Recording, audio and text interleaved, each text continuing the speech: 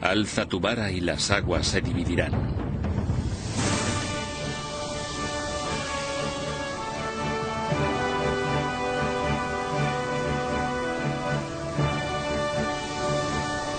Moisés conduciendo a su pueblo hacia la libertad. Es una imagen llena de efectos especiales sobrenaturales. La zarza en llamas, las 10 plagas y, por supuesto, la división del Mar Rojo. Son tantos milagros que muchos expertos creen que se trata de una gran obra de ficción.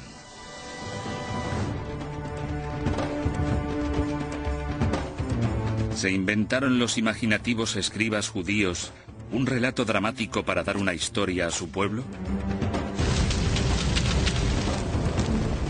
Muchos estudiosos actuales han afirmado que tanto Moisés como el Éxodo, una de las historias más famosas del mundo, son fantasía. Hasta ahora. Las nuevas herramientas arqueológicas y la más avanzada investigación histórica han desvelado desconcertantes pruebas nuevas.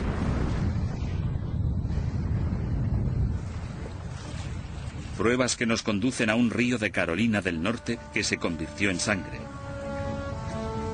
A una isla donde habría estado ubicada la legendaria Atlántida y a un inmenso tsunami en el mar Mediterráneo.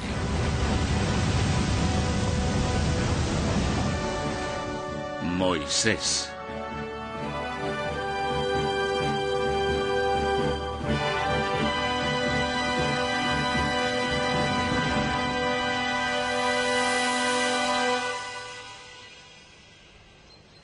En este programa se planteará la existencia de una base histórica para una de las mayores narraciones jamás contadas.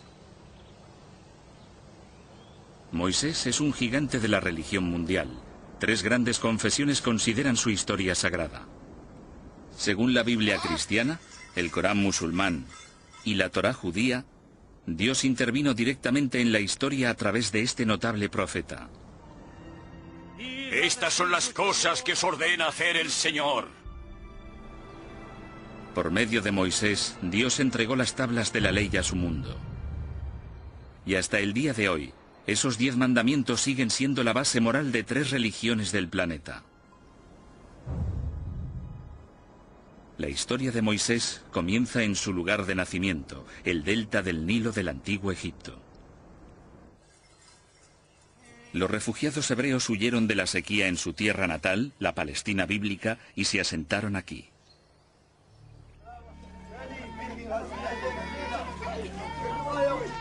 El problema comienza, según la Biblia, cuando el faraón de Egipto oye que los hebreos, a los que más tarde se llamaría israelitas, se multiplican más rápido que su propio pueblo. Se ordena a las comadronas que maten a todos los niños hebreos recién nacidos. Una madre desesperada esconde a su bebé en una cesta de juncos y lo echa a las aguas del Nilo. Ese bebé es Moisés. Milagrosamente, alguien encuentra y rescata al bebé.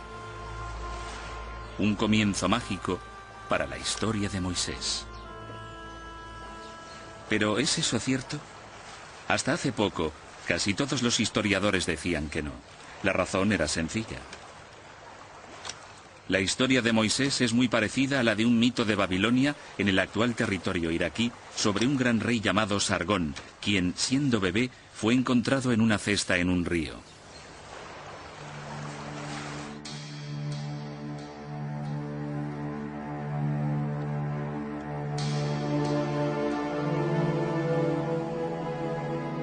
A través de un meticuloso análisis de los textos más primitivos, sabemos que la Biblia se escribió mucho tiempo después de los acontecimientos que describe. Entre los años 600 y 300 a.C., los escribas hebreos se pusieron a recopilar todos los antiguos relatos de su pueblo, transmitidos de generación en generación. ¿Y si los escribas añadieron algo de sal a los antiguos relatos para hacer que la historia fuera más apasionante? ¿Y si inventaron la historia de Moisés, la cesta y el rescate? Sin duda es posible. Sabemos que en el año 587 a.C., los hebreos fueron capturados por los babilónicos y que vivieron en el exilio en Babilonia durante un tiempo. Quizá allí tomaron la leyenda de Sargón y la añadieron a la historia de Moisés al volver alrededor del año 530 a.C. Pero si la historia no procediera de Babilonia, sino de Egipto, eso cambiaría todo. El egiptólogo Jim Hofmaier estudió la Biblia en la versión original en hebreo para descubrir de dónde procedía realmente la historia. Descubrió que palabras clave como cesta y espadaña no existían en babilónico, la lengua de la leyenda de Sargón.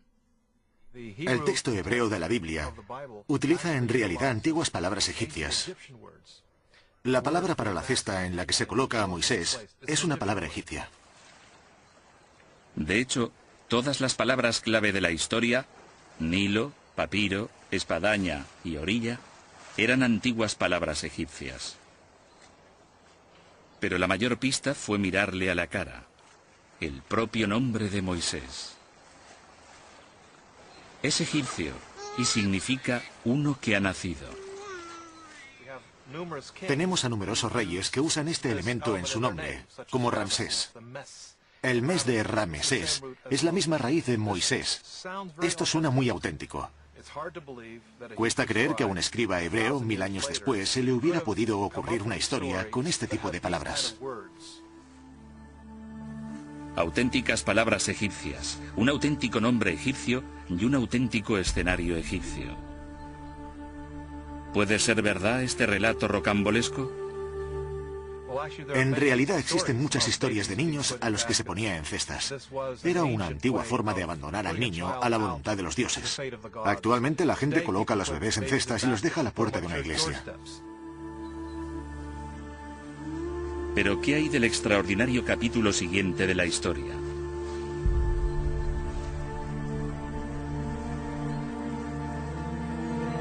La Biblia afirma que Moisés fue rescatado por la hija del faraón o su esposa, según el Corán. Ella lo adoptó. Sobrevivir en el río fue una suerte. Pero el hecho de que un pobre inmigrante fuera rescatado por la realeza y fuera criado como un príncipe es sin duda algo propio de un cuento de hadas. Aunque en el antiguo Egipto no es una idea tan inverosímil.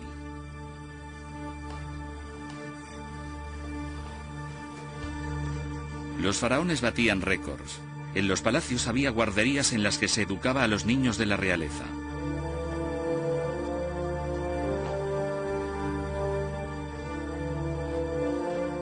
Por los textos antiguos conocemos una institución asociada al palacio que se llamaba la Guardería Real.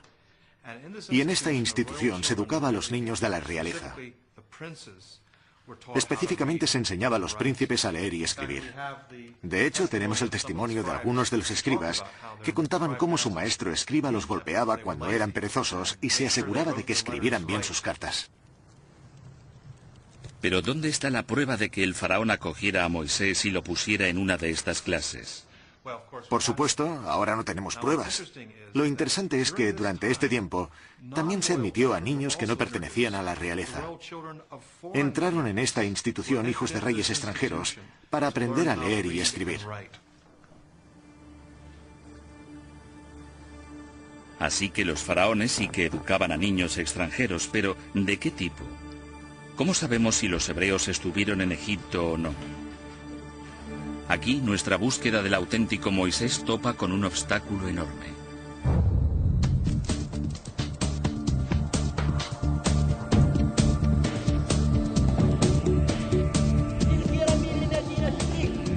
Necesitamos ver si existen pruebas físicas de que los hebreos estuvieran en Egipto.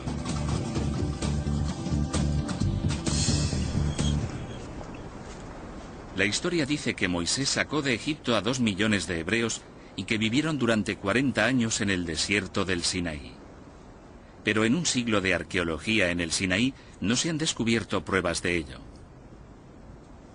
Así que algunos expertos empezaron a pensar lo impensable. Si los hebreos nunca estuvieron en Egipto, quizá toda la épica era ficción, creada para dar a su pueblo una historia y un destino.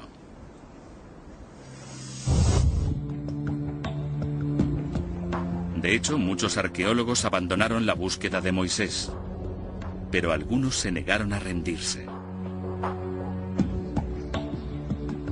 búsqueda pasó a centrarse en el delta, la desembocadura del poderoso Nilo y la parte de Egipto en la que la Biblia dice que se asentaron los hebreos. Peinaron la zona en busca de pruebas de una afirmación muy precisa, la de que se forzó a los hebreos a hacer ladrillos de barro para construir dos grandes ciudades, Pitón y Ramsés. Si eran grandes ciudades, ¿dónde estaban? Ramsés II fue el mayor faraón de todo el antiguo Egipto. Sus estatuas se encuentran por doquier, así que seguro que se puede encontrar su ciudad.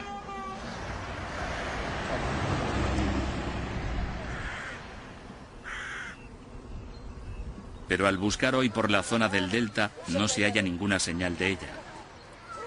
Sonaba más como una historia inventada por un escriba. Hasta que un día, un granjero de la zona encontró una pista tentadora. Los restos de los pies de una estatua gigante.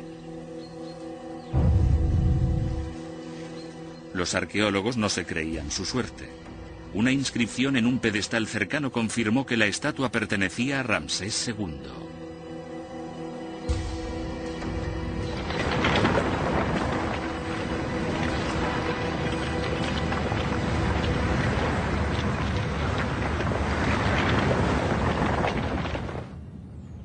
Pero una estatua no hace una ciudad.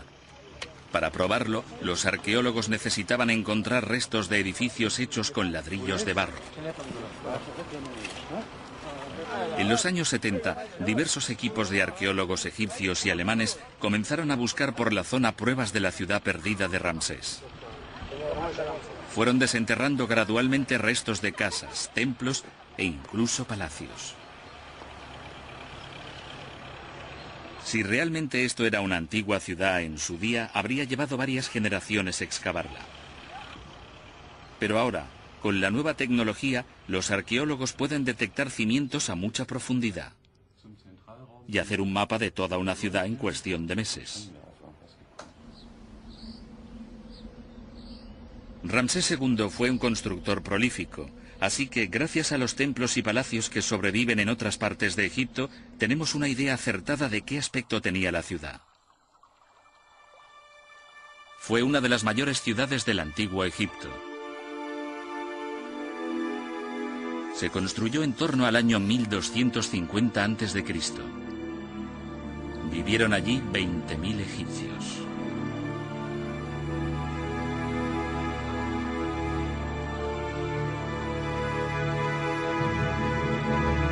El descubrimiento confirmó que el Ramsés bíblico era lo suficientemente real. El nombre no lo inventó un escriba.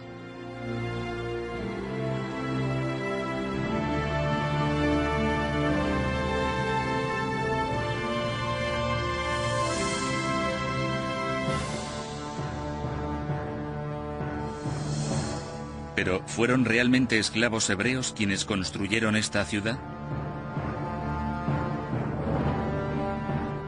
En los documentos del antiguo Egipto hay una misteriosa referencia a una tribu capturada por el faraón y forzada a trabajar en la ciudad de Ramsés. Una de estas tablillas de arcilla enumera grupos de personas que fueron capturadas por el faraón. Uno de los grupos se llama Jabiru. Jabiru suena a hebreos.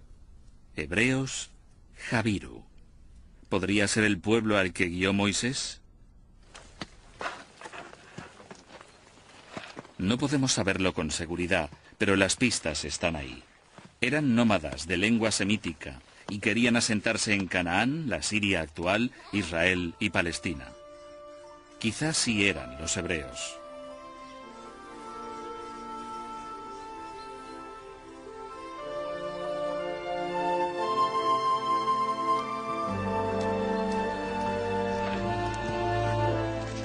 Una vez que los expertos demostraron que en Egipto había vivido un pueblo judío o semítico, empezó a mejorar el panorama para Moisés.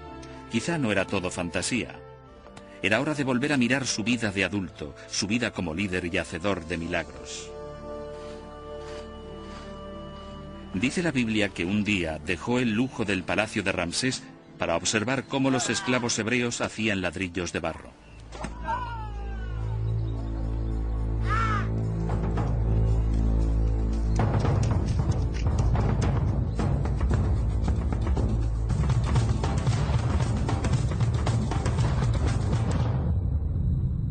un estallido de ira ante las crueldades diarias que soportaban los hebreos, Moisés pasó de príncipe mimado a criminal perseguido. Le esperaba la pena de muerte si lo cogían. Al huir de Egipto, Moisés se dirigió a Midian, limítrofe con Arabia.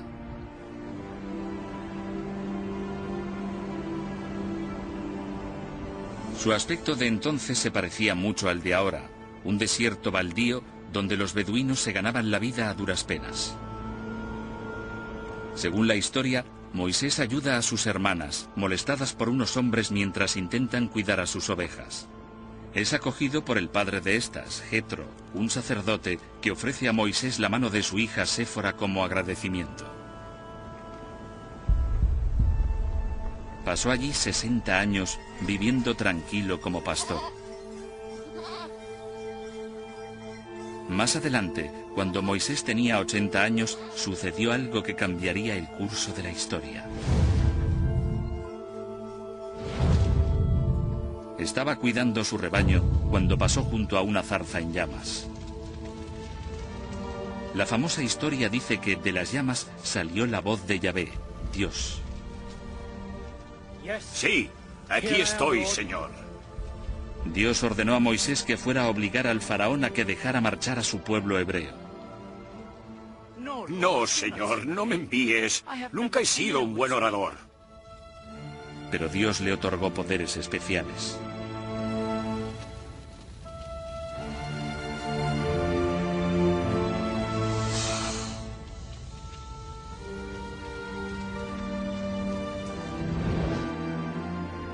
Quizá Moisés sí oyó la voz de Dios. No es algo que podamos comprobar, es una cuestión de fe. Pero Clinton Bailey, destacado experto en las tribus nómadas beduinas que viven ahora en la península del Sinaí, cree que tal experiencia en el desierto es perfectamente plausible. Si tienes que sobrevivir aquí con este calor y esta desolación, estás más cerca de Dios. He visto a los beduinos rezando solos en medio del desierto, y cuando rezan consiguen una conexión entre sí mismos y Alá, Dios, que es muy fuerte. Y es como decir, oye, el de arriba, ayúdame. No tengo nada más aquí para seguir viviendo, salvo tu providencia. Fuera lo que fuera, fue un punto de inflexión, porque a partir de ese momento Moisés, un anciano de 80 años, decidió guiar a su pueblo desde Egipto hasta la tierra prometida.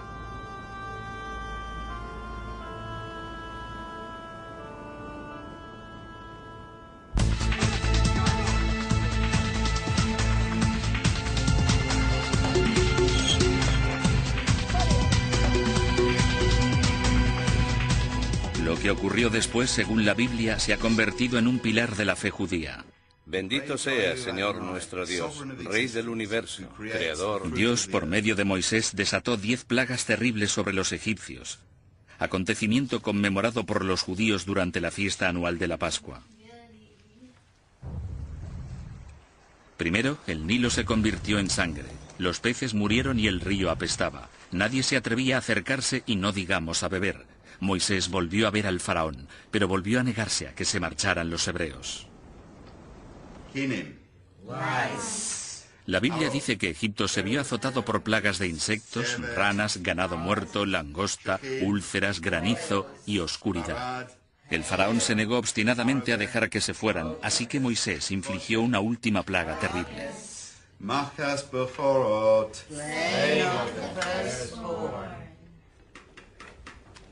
La matanza de los primogénitos de Egipto destrozó al faraón. Se rindió ante Moisés.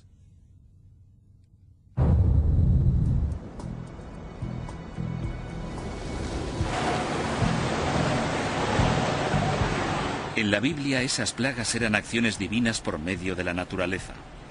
¿Existen pruebas de acontecimientos naturales tan espectaculares? Este es el río Neuse, en New Bern, Carolina del Norte, lugar de un desastre medioambiental increíblemente parecido a algunas de las plagas de Egipto.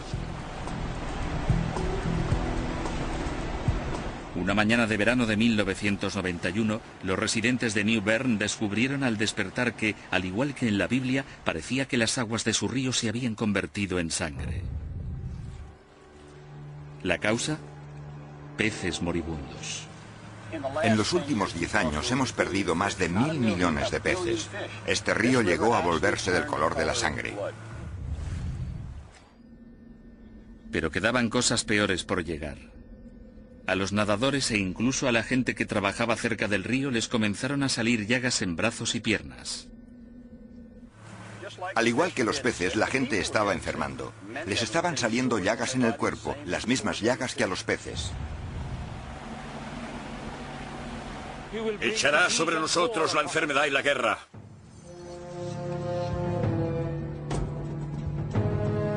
Peces muertos, ríos rojos como la sangre, pústulas y llagas.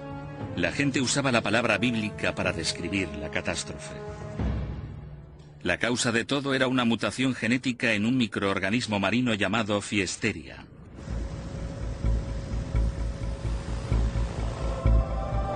La causa del brote fue la polución. Empeoró aún más cuando se desbordó el río.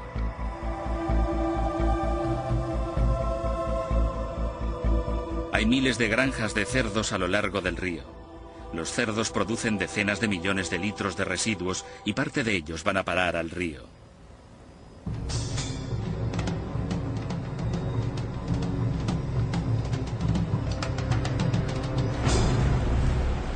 John Marr, un epidemiólogo especializado en desastres medioambientales, cree que la polución en el antiguo Egipto podría haber ocasionado la primera plaga, matar a los peces y volver el Nilo rojo.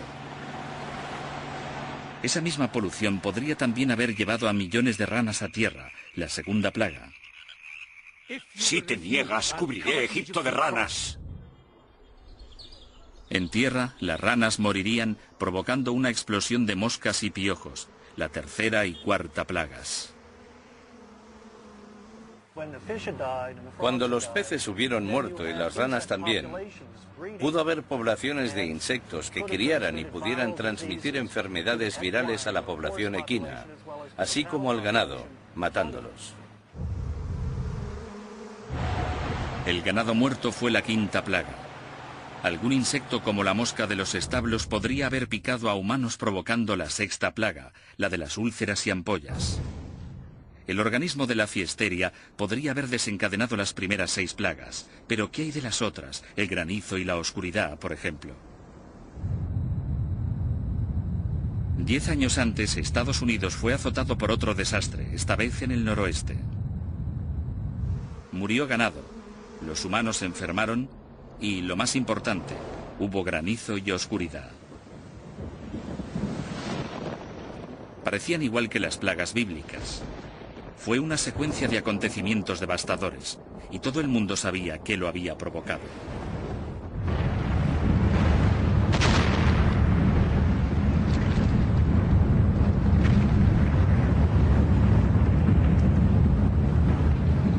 El 17 de mayo de 1980, el volcán del monte St. Helen entró en erupción, matando a todo ser vivo en 30 kilómetros a la redonda. Charlie Crisafulli, un ecologista del Servicio Forestal de Estados Unidos, lo recuerda vivamente. Una columna de cenizas comenzó a elevarse hacia la atmósfera e hizo de cubierta durante 2 semanas en más de 100 kilómetros a la redonda, convirtiendo el día en noche. Las primeras cenizas comenzaron a descender y sumieron todo en la oscuridad. Se encendieron las farolas, la gente conducía con los faros encendidos, usando los limpiaparabrisas para intentar quitar de en medio la ceniza y poder llegar a casa. ¿Y si hubiera habido una erupción parecida en la época de Moisés? ¿Podría haber desencadenado las plagas bíblicas? Podría haber sucedido al posarse las cenizas del volcán, que son ricas en diferentes minerales, y si el Nilo estaba con la marea baja, se habrían dado los nutrientes perfectos para producir un florecimiento tóxico de algas.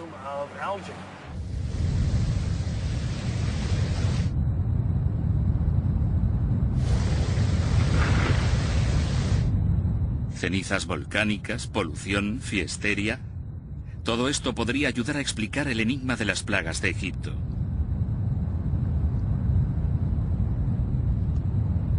Pero esta teoría tiene un problema, uno grave. No hay ni un solo volcán activo en Egipto. ¿Fin de la historia? No exactamente. 500 millas marinas al noroeste del delta está la madre de todos los volcanes.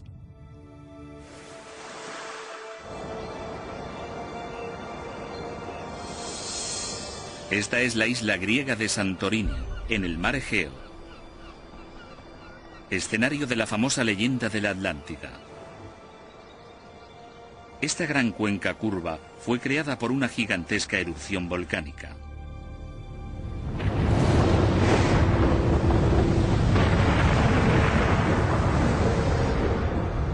Fue una de las mayores explosiones de los últimos 10.000 años.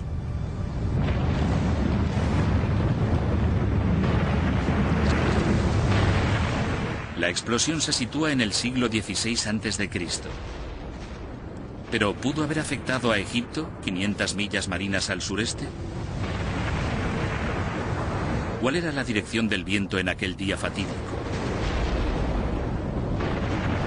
Sureste, hacia Egipto. Todo esto salió a la luz al recoger muestras de la ceniza de Santorini del lecho marino.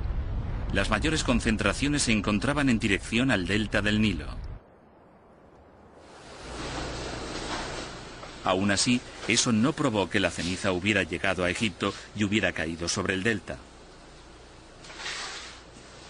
Para descubrirlo, el doctor Daniel Stanley, un oceanógrafo de la Smithsonian Institution, fue al delta y extrajo muestras de barro, arena y cieno. Vale, bien. Sí, de acuerdo. Veamos si conseguimos que funcione esto. En los núcleos que taladramos, encontramos fragmentos volcánicos química y ópticamente, en cuestión de tamaño y forma. Esos fragmentos de cristal se pueden relacionar con seguridad con la explosión de Santorini. El tamaño de los fragmentos de cristal también dio al Dr. Stanley una visión escalofriante del efecto de la onda expansiva sobre el delta. Creo que debió de ser una experiencia aterradora. Debió de ser muy duro el hecho en sí, la explosión. Se debió de notar cómo caía la ceniza. Así que creo que debió de ser lo que en la jerga llamamos una de las grandes. Con las pruebas de que la nube de ceniza pudo haber llegado hasta el delta, los científicos podían abordar la cuestión principal. ¿Desencadenó el volcán las plagas bíblicas?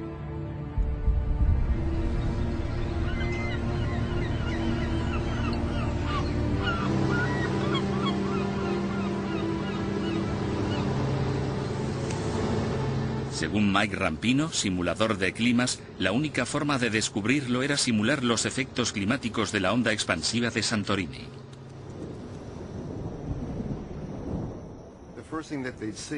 Lo primero que habrían visto sería esta nube de ceniza sobre ellos, tan oscura que ocultaba totalmente el sol.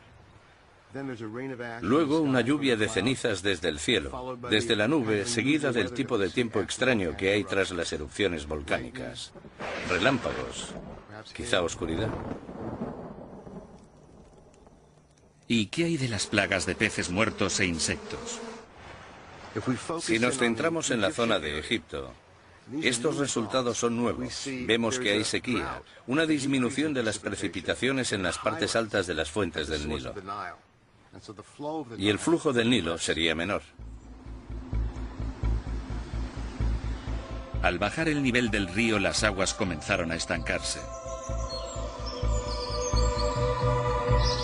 Con el río contaminado y la lluvia de minerales venenosos procedentes de la nube de ceniza, el Nilo se convirtió en un cóctel mortal. Las condiciones eran propicias para un brote de plagas.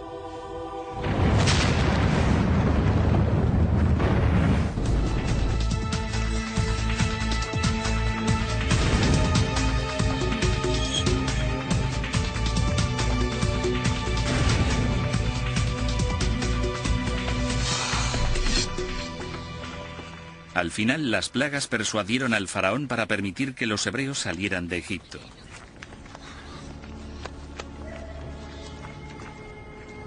Y así comienza uno de los movimientos humanos más famosos de la historia, el Éxodo.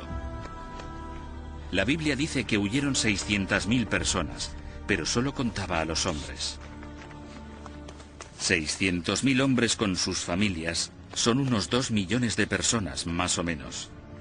Es una imagen irresistible, semejante masa humana yéndose del delta.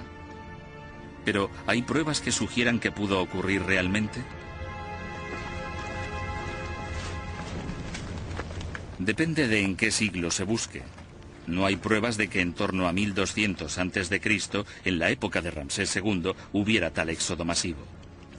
¿Quizás sea una exageración de la cifra bíblica? Se ha calculado que el ejército egipcio contaba solo con unos 25.000 o 30.000 hombres. Si así fuera, los 600.000 israelitas podrían haber superado a los egipcios y haberse marchado en cuanto hubieran querido. Así que debe de haber otra solución al problema de las cifras. Creo que la solución no es cambiar lo que ha dicho la Biblia, porque sí que tiene sentido. El problema no es lo que dice el texto bíblico, sino cómo se ha traducido y entendido a lo largo de la historia. La palabra Aleph significa 1000, y se ha traducido como 600 Aleph, que puede significar 1000. Sí que significa 1000, pero en el resto de la Biblia, esta palabra hebrea, Aleph, se traduce como clan o unidades militares. Si eso es cierto, nos encontramos ante una población mucho menor, quizá 25.000 en lugar de millones. 25.000 sería un pequeño éxodo, nada comparable a la cifra de 2 millones de la Biblia. Hay quienes creen que la cifra bíblica no es ninguna exageración. Pero ¿qué pruebas hay de esto?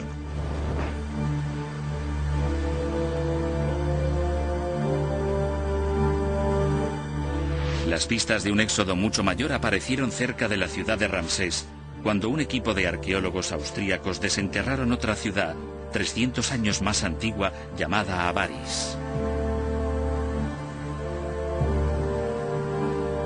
Entre las villas, templos y palacios, encontraron edificios más modestos, como los de Canaán, en la actual Siria, Palestina e Israel.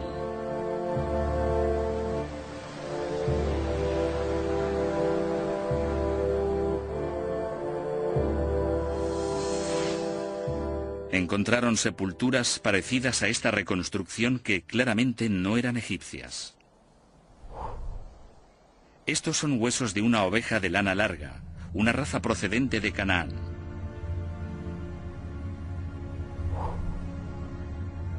Los esqueletos humanos estaban a los lados como si estuvieran durmiendo, mirando al este, algo típicamente cananeo. Las armas también eran cananeas. Eran huesos de personas de habla semítica. Tenían una comunidad próspera, pero un día se marcharon todos. Los historiadores del antiguo Egipto aseguran que el faraón expulsó por lo menos a 240.000 familias semíticas.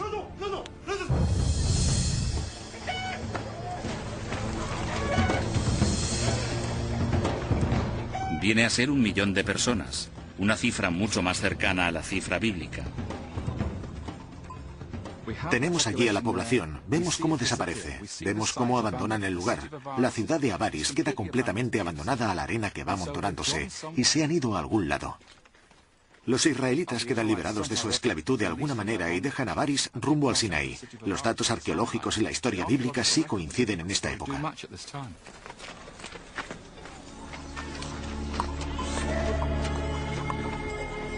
Es imposible determinar si estos semitas eran los hebreos del éxodo bíblico o un grupo diferente. Pero un éxodo de estas características sería coherente con una parte de la historia especialmente desconcertante.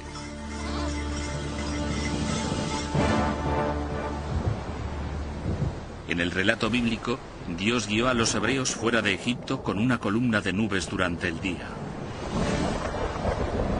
y una columna de fuego durante la noche. Estas famosas imágenes se han considerado puros mitos. Pero si el éxodo sí hubiera tenido lugar durante el siglo XVI a.C., podría haber una explicación racional. ¿Estarían inspiradas las columnas de fuego y nubes por una columna de ceniza volcánica? El problema es que Santorini está a 500 millas marinas al noroeste del delta del Nilo. El propio volcán habría quedado oculto debido a la curvatura de la Tierra, pero la columna de humo se habría elevado unos 40 kilómetros sobre el nivel del mar. Se habría visto a una distancia muy grande. Las columnas de erupción en grandes erupciones como esta alcanzan la estratosfera, lo que supone 20, 30 o 40 kilómetros de altura. De modo que la población de Egipto podría haber visto materiales elevados a grandes altitudes.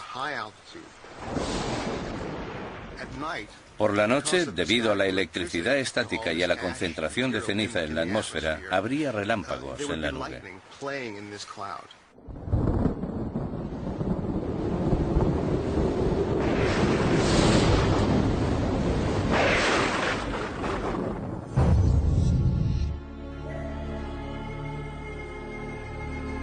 La imagen que describe la Biblia del Éxodo encaja sorprendentemente bien con los hechos históricos. Pero, ¿resiste el fantástico clímax de la historia al escrutinio histórico?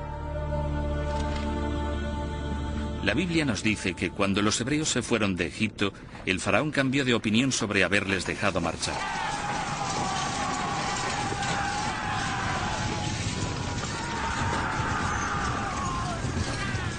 Tomando 600 de sus mejores carros, alcanzó a los esclavos fugitivos.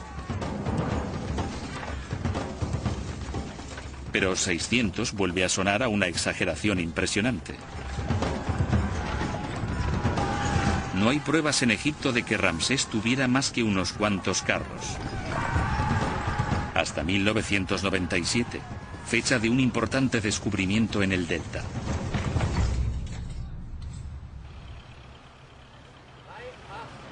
En Cantir, lugar donde se encuentra el yacimiento de la ciudad de Ramsés II, unos arqueólogos alemanes desenterraron los cimientos de un antiguo edificio.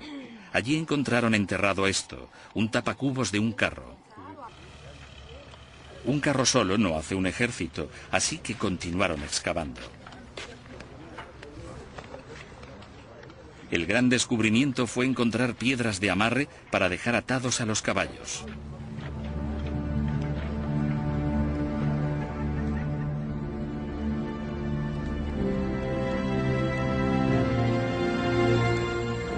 Esto demostró que aquel lugar en el pasado había sido un establo para carros y caballos.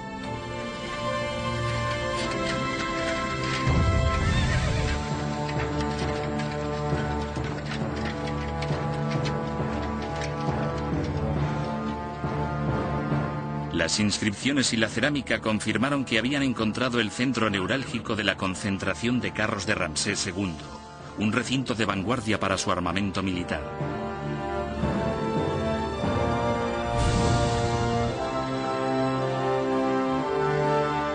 Al finalizar la excavación, los arqueólogos habían encontrado establos suficientes para albergar a no menos de 500 carros y caballos.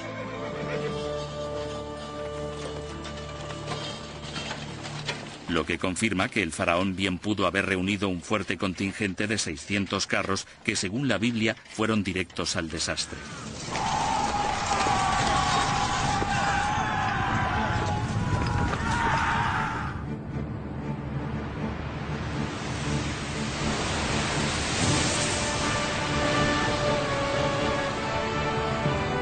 Cuando los hebreos se han marchado de Egipto, la Biblia cuenta la parte más milagrosa de la historia de Moisés, la división del Mar Rojo.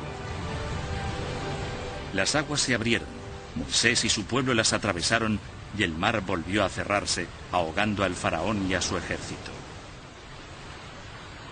El material es digno de una película de Hollywood, pero el Mar Rojo es demasiado profundo.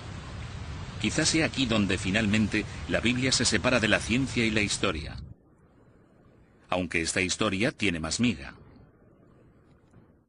Hay que mirar detenidamente el relato de la travesía del Mar Rojo. Si se lee la Biblia en el hebreo original, nos damos cuenta de que no dice que Moisés cruzara el Mar Rojo. La palabra rojo es una mala traducción. En la Biblia hebrea cruzan el Yam Suf, el mar de cañas. No el Mar Rojo, sino el mar de juncos. Esta historia es extraña. Cualquiera puede imaginarse que intentar cruzar el Mar Rojo sería muy difícil, pero un mar de juncos sería bastante diferente. Esta es una zona pantanosa, probablemente lo que cruzaron.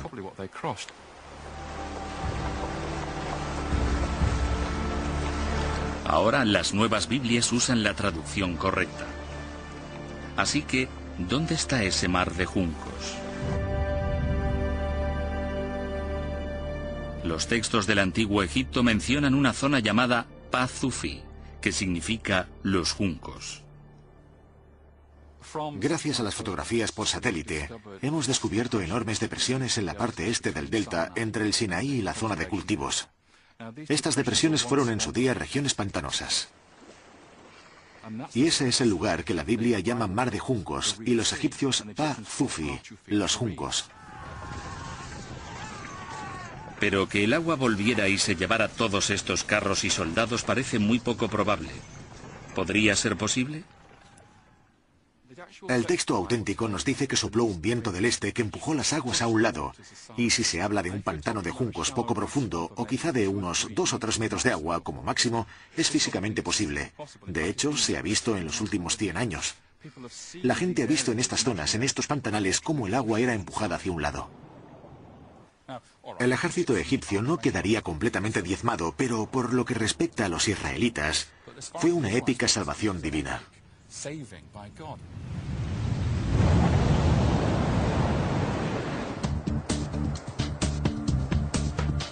La Biblia hebrea dice que las aguas formaban un muro a derecha e izquierda, un gran cañón de agua.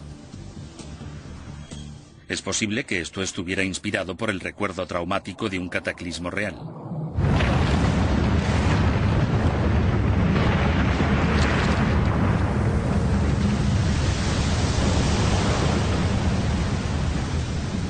Volviendo a Santorini, las simulaciones por ordenador de la enorme erupción muestran que la convulsión de la isla habría desencadenado un gran tsunami, una ola de 180 metros de altura que se moviera a una velocidad de 640 kilómetros por hora.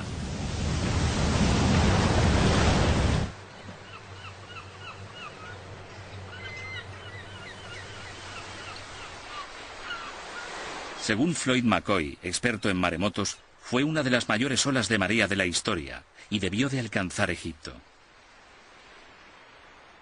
Encontramos pruebas, por increíble que parezca, en el fondo marino. Los tsunamis barrieron el fondo del mar Mediterráneo y levantaron los sedimentos. Y nosotros podemos encontrar esos sedimentos. Esto nos da indicios de en qué direcciones fueron. El modelo simulado por ordenador nos mostraba la irradiación de olas por todo el Mediterráneo, llegando a alcanzar el delta del Nilo, así como todo el litoral. Pero ¿cómo podía un tsunami dividir las aguas poco profundas del mar de juncos? Si se observa unas olas normales, se aprecia que, por unos instantes, justo antes de romperse, el agua se retira de la playa. Un gran tsunami retiraría el agua de la playa y de los ríos y lagos conectados, dejando tierra seca hasta 2 horas. Tiempo suficiente para que la gente la atravesase caminando.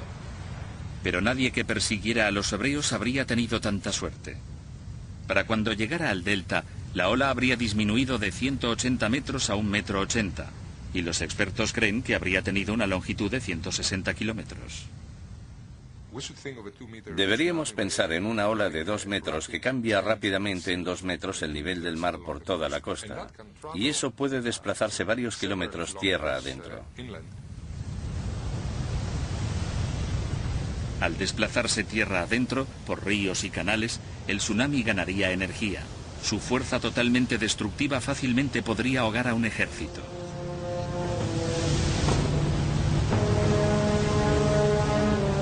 Es una imagen asombrosa, pero pura especulación.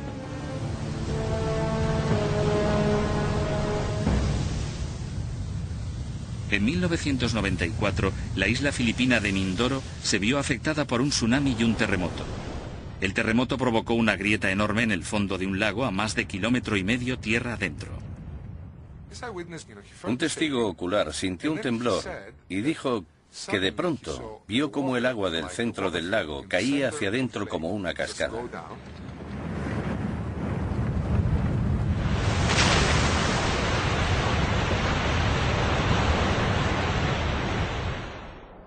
Y pasado un rato, miró hacia abajo y podía ver el fondo del lago.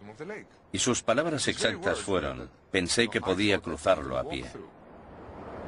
Kilómetro y medio río abajo, en la desembocadura del río había una enorme barcaza de 6.000 toneladas. Las aguas se desvanecieron y después el testigo vio cómo llegaba el tsunami. Y entonces ve cómo llega del mar una barcaza de 6.000 toneladas.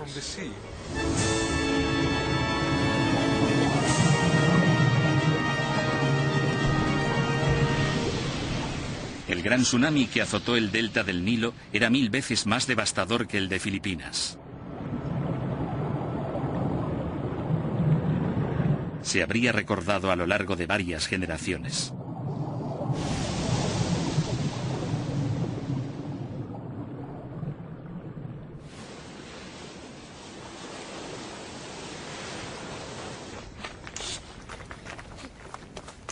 Tras todas las nuevas pruebas que apoyan la historia de Moisés y el Éxodo, hay un verdadero problema.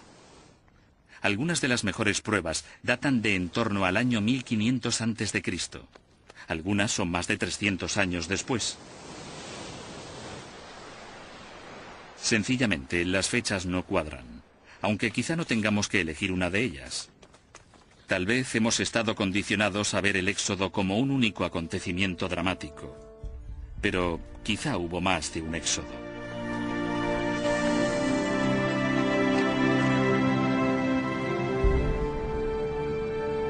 Como editor de la Biblical Archaeology Review, Herschel Shanks está en mejor posición que la mayoría para sopesar teorías opuestas. Existe una controversia sobre cuándo sucedió exactamente. Pero también existe la teoría de que podría haber habido muchos éxodos, muchas salidas de Egipto de grupos de esclavos que se unieron como israelitas. Sabemos que había migraciones de uno a otro lado, y quizá la más destacada fue la del grupo de Moisés. A veces la gente dice, pero ¿y la prueba de que Moisés existiera? No tenemos pruebas directas de la existencia de Moisés, pero sabemos que cuando se fueron los israelitas, debían de tener algún tipo de líder. Si no se llamaba Moisés, tendría otro nombre.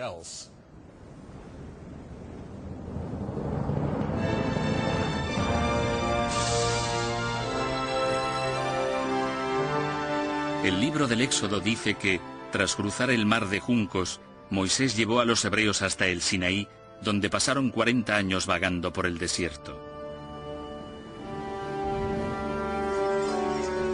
Tras errar durante 3 meses, los hebreos acamparon al pie de la montaña de Dios. En la montaña, Dios se le apareció a Moisés y cambió la vida de todos. Estas son las cosas que os ordena hacer el Señor. Los 10 mandamientos se han fijado en nuestra conciencia. Pero, ¿hay pruebas para esta parte de la historia?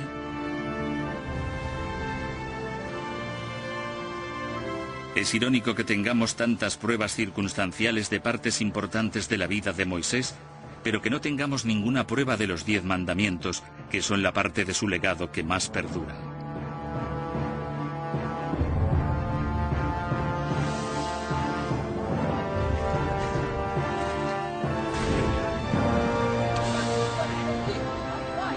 En cierto sentido, ahora todos somos hijos de Moisés. Incluso hoy en todos los continentes, la gente que no sabe nada de Moisés sabe al menos algo sobre los 10 mandamientos. Han sido el cimiento de todas las civilizaciones occidentales y de Oriente Próximo y siguen siendo la base moral para 2/3 de la población mundial.